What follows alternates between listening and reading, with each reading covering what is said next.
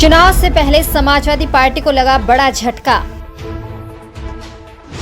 भाजपा में शामिल हुए समाजवादी पार्टी के कार्यकर्ता।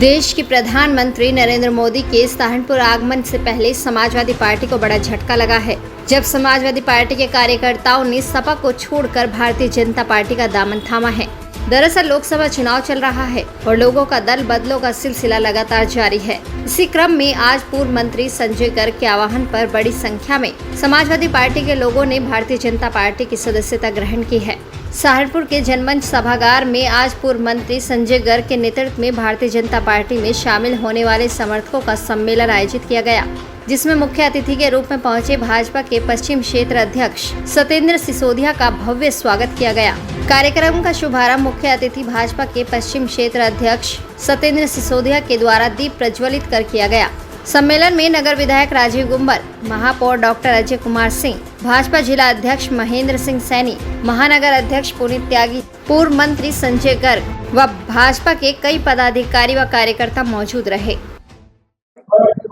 6 मार्च को मेरे द्वारा लखनऊ में पार्टी की सदस्यता ली गई थी। तभी पार्टी के प्रदेश अध्यक्ष भूपेंद्र जी ने कहा था कि हमारे साथियों की जो सदस्यता है वो सहारनपुर में ही ली जाएगी।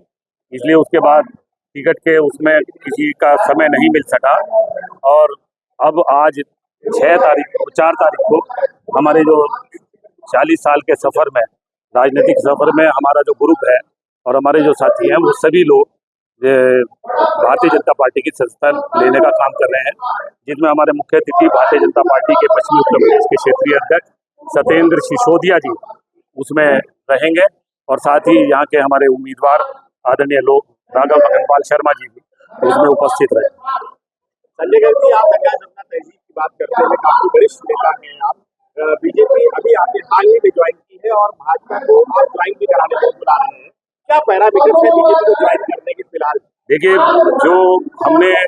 जिन पैरामीटर्स का केवल उल्लेख गद्य में किया जाता है, नारों में किया जाता है, परंतु कोई भी वैचारिक प्रतिबद्धता का अनुसरण किसी भी पार्टी के द्वारा नहीं किया जा रहा है। विपक्षी पार्टी के द्वारा सनातन धर्म को जिस तरह से अपशब्द कहे गए,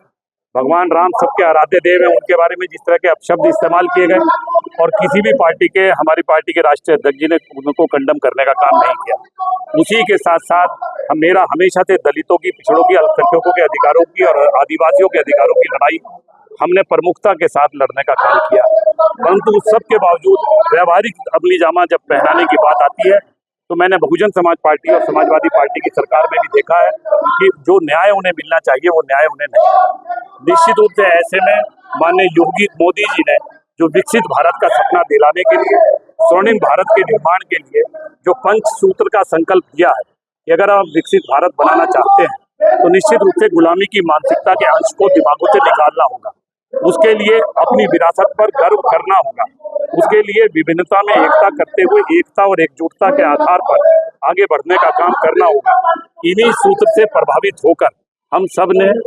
भारतीय जनता पार्टी की सदस्यता लेने का काम किया कि हम किस तरह से 5वीं अर्थव्यवस्था से तीसरी अर्थव्यवस्था बनने का काम किया जा सके और भारत को उस गौरवशाली इतिहास के साथ फिर पुनः सोने की चिड़िया और दूध की नदियां बहने वाला राष्ट्र कहलाया जा सके। कितनी बड़ी तादाद, लगभग 2500 लोग यहाँ पर हैं जो अंदर और बाहर, वो सब लोग पार्टी की सदस्यता लेने का काम करेंगे, जिसमें सभी समुदाय के लोग होंगे। हमारे साथ कश्यप समाज के जिलाध्यक्ष धन प्रकाश कश्यप, हमारे वाल्मीकि समाज के जो ऑल इंडिया के उपाध्यक्ष भाई सोनी आजाद जी, हमारे साथ तमाम स्वर्णकार समाज के अध्यक्ष और इस सब के अलावा अलग अलग जातियों के हमारे साथ चार्टर्ड अकाउंटेंट एसोसिएशन के अध्यक्ष लाभ गर्ग जी और तमाम साथी यहाँ पर बहुजन समाज पार्टी के लंबे समय तक मेहट विधानसभा के अध्यक्ष बबलू कुमार जी, वो भी अपने साथियों के साथ यहाँ सदस्यता ले रहे हैं। लगभग 1 दर्जन प्रधान हमारे साथ यहाँ सदस्यता ले रहे हैं। जिला पंचायत के 2 बार सदस्य रहे यहाँ भाई रामकिशन रामू जी जो बेहट विधानसभा के हैं, वो भी अपने साथियों के साथ सदस्यता लेने का काम कर रहे हैं। हमारे सहारनपुर नगर निगम के 2 पार्षद भाई राजीव अन्नू वर्मा जी और कलीम अहमद जो नूर बस्ती से हैं, वो भी अपनी सदस्यता लेने का काम कर रहे हैं। हमारे अल्पसंख्यक साथियों का मैं विशेष रूप से आभार प्रकट करना चाहता हूं कि डरा कर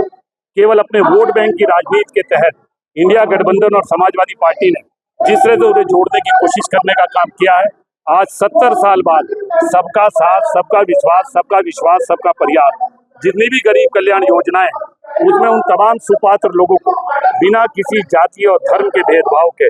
समुचित लाभ पहुंचाने का काम किया गया। सपना होता था पक्की छत का बनाने का, और उन्हें पक्की छत अगर मिलने की बात होगी तो संविधान के साथ खिलवाड़ नहीं है। अगर गरीब कल्याण की योजना में अनाज मिलने की बात होगी तो वो किसी भी रूप में संविधान के संशोधन की बात नहीं। अगर 55 करोड़ लोगों को आयुष्मान कार्ड देकर जो अपने घर की लेडीज अपने जेवर तक बेच देती थी, 5 लाख तक के लोगों को इलाज देने की सुविधा देने की बात होगी, और उसमें हमारे अल्पसंख्यक समाज के साथी भी शामिल हैं, तो वो किसी भी रूप में भारतीय संविधान के परिवर्तन की बात नहीं है। इन सब के अलावा मैंने बहुत लंबे समय तक यहाँ अल्पसंख्यकों की सियासत की है। कुरान करीम में लिखा गया है कि जब झगड़े की जमीन पर पढ़ी हुई नमाज कबूल नहीं होती तो किस आधार पर बाबरी मस्जिद में सर्वे ऑफ इंडिया में